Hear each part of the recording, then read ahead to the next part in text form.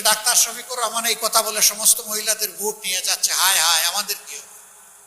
ভাই আপনাদেরকেও যদি সব ভোট দিয়ে দেয় আমার কোনো আপত্তি নাই, কিন্তু মায়েরা বোনেরা যদি তাদের নিরাপত্তা ভেবে তাদের জন্য সবচেয়ে কমফোর্টেবল জোন হিসাবে আমাদেরকে বাছাই করে নেয়, সেটাও আপনাদেরকে মেনে নেওয়ার জন্য প্রস্তুত থাকতে হবে।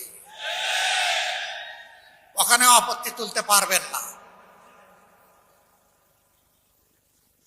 যে যুব সমাজ 24-এ বুক চিতিয়ে লড়াই করেছে, জীবন দিয়েছে, পঙ্গু হয়েছে, তারা অনেকেই জানতো না তারা বেঁচে থাকবে কিনা।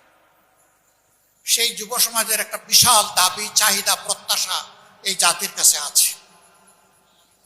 তাদের এই প্রত্যাশাকে আমরা সম্মান করি এবং আমরা কথা দিচ্ছি তোমাদের প্রত্যাশা পূরণে আমরা লড়ে যাব ইনশাআল্লাহ। যুবকরা, তোমাদেরকে তোমাদের অধিকারের জন্য লড়তে হবে। দুটি অধিকার, একটা হলো নিজের হাতকে দক্ষ হিসাবে গড়ে তোলার অধিকার, রাষ্ট্র যেন এই সমর্থন তোমাদেরকে দান করে, সাপোর্ট দেয়। 2 নম্বর হচ্ছে তোমাদের মৌলিক ভোটের অধিকার। এখানে 30-32, অনেকের বয়স হয়ে গেছে 35 হয়ে গেছে, তারা জীবনে একবার একটা ভোট দিতে পারেনি।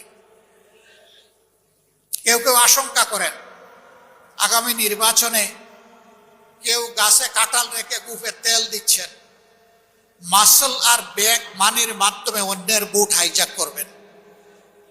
তাদের প্রতি আমাদের স্পষ্ট বার্তা, আমরা যুবক হয়ে বিস্ফোরিত হব ইনশাআল্লাহ। এই যুবকদের ভোট, আমার ভোট নিয়ে কেউ কাড়াকাড়ি করুক, এটা আমরা বরদাস্ত করব না।